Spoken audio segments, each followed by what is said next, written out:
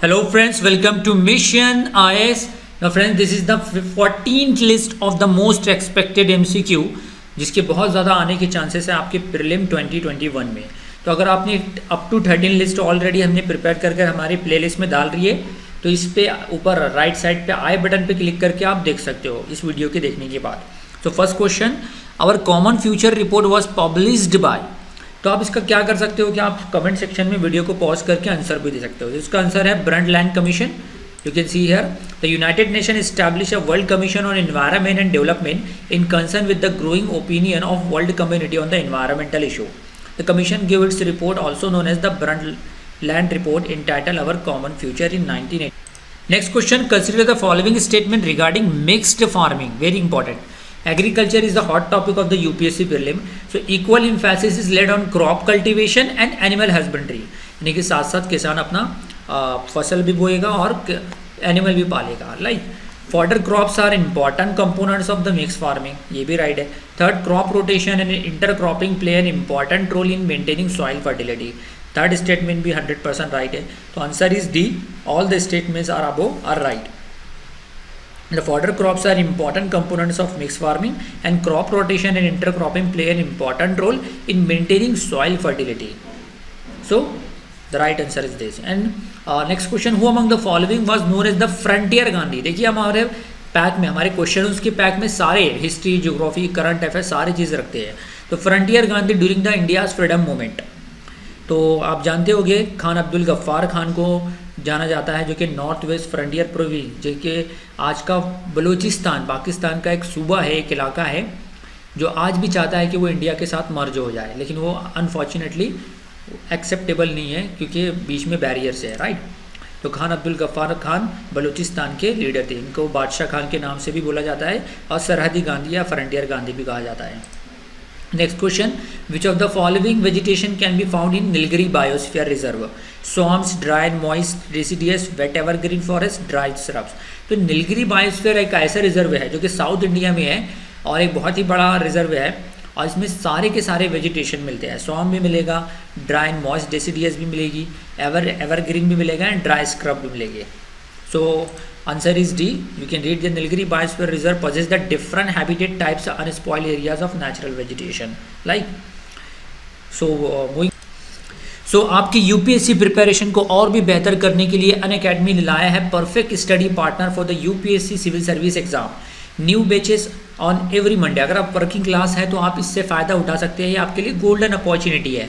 Compete with the thousands of aspirants and stand out from the crowd. Right, तो आपकी देखिए कि हर साल लाखों कैंडिडेट, 5 से 7 लाख लोग फॉर्म भरते हैं और सिर्फ पास हो कितने हो पाते हैं?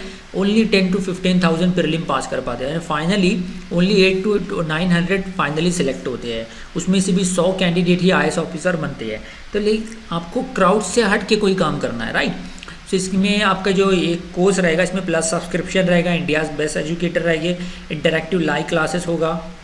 Right, and live test and quiz होगा, स्ट्रक्चर कोर्सेज हैं। इसके अलावा PDF भी दी जाएगी आपको, स्टडी मटेरियल भी PDF फॉर्मेट में दिया जाएगा। तो आप देख सकते हो कि ये सारे टॉप, इंडिया के टॉप एजुकेटर है यूपीएससी की प्रिपरेशन के लिए। लाइक मुरनाल सर का तो आप नाम सुना होगा, ये करंट अफेयर्स और इकोनॉमी के मास्टर कहलाते हैं।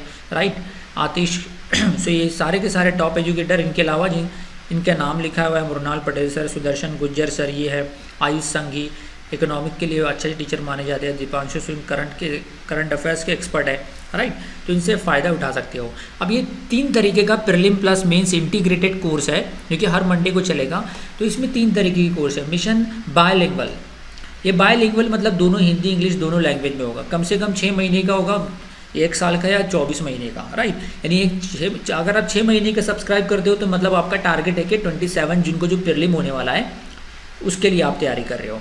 1 साल के लिए मतलब नेक्स्ट ईयर के लिए तैयारी कर रहे हो, या आप 2 साल कोर्सेज कर रहे हो, आप 2 साल बाद यूपीएससी देने का डिसीजन लिए हो, तो आप इस कोर्स को 2 साल के लिए आपको ये कोर्स प्रोवाइड कर रहे हैं। इसमें क्या होगा कि live classes by top educator, prelim plus mains की तैयारी की जाएगी, स्टडी मटेरियल PDF फॉर्मेट में दिया जाएगा, डेडिकेटेड डाउट क्लियरिंग सेशन होगा, यानी अगर आपको जो भी प्रॉब्लम है तो आपने डाउट पूछ सकते हो, इंटरव्यू प्रिपरेशन भी कराया जाएगा। तो सेम तरीके का लक्ष्य बैच होगा जो कि टोटली हिंदी में होगा, और इंग्लिश जो होगा इसका नाम है एक्सपीडिशन, ये टोटली इंग्लिश में होगा।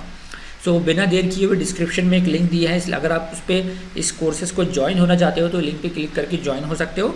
और अगर आपने एक कोड डाल दिया MIYT10 तो आपको इंस्टेंट 10% डिस्काउंट मिलेगा। यानी कि आप देख सकते हो कि 6 महीने की कम से कम फीस जो है 40,500 रुपये है, तो ये कोड डालने के बाद हो जाएगी 36,450, राइट। तो इस कोड को डालना ना भूले। Thank you. Next question, consider the following statement regarding the inner line permit.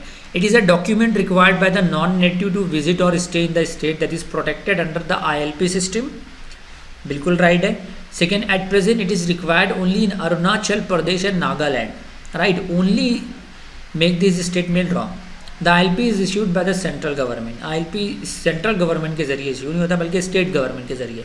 तो 2 and 3 स्टेटमेंट रॉन्ग है, तो only 1 is right. Option A is correct, right. It is a document required by the non-natives to visit or stay in the state that is protected under the inner line permit system. At present the northeastern states are covered, namely Arunachal Pradesh, Mizoram, Manipur, Nagaland. The inclusion of Manipur in inner line permit was announced on 10 December 2019, right. Total 5 states है। Both the duration of stay and the areas allowed to be accessed for any non-native are determined by the ILP. An ILP is issued by the concerned state government and can be availed by both by the applying online or in person, right. तो state government ही इसे issue करती है। Next question from modern Indian history, consider the following statement regarding the national anthem of India. The national anthem was first sung at the 1911 Calcutta session of the Congress. Next, Jana Gana Mana was adopted as the country's national anthem by the Constituent Assembly on 16 August 1947, soon after the independence. ये wrong है, second statement wrong है। Jana Gana Mana was adopted as the national anthem on 26 January, right. So ये statement wrong है, only first statement is right. Option A is correct, right.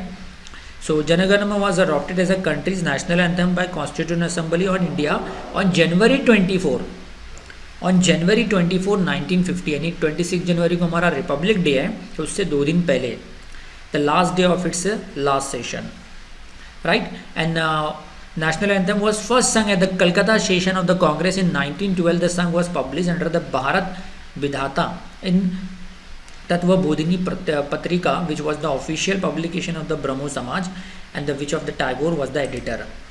The last question of this series, which of the following are the application of the artificial intelligence?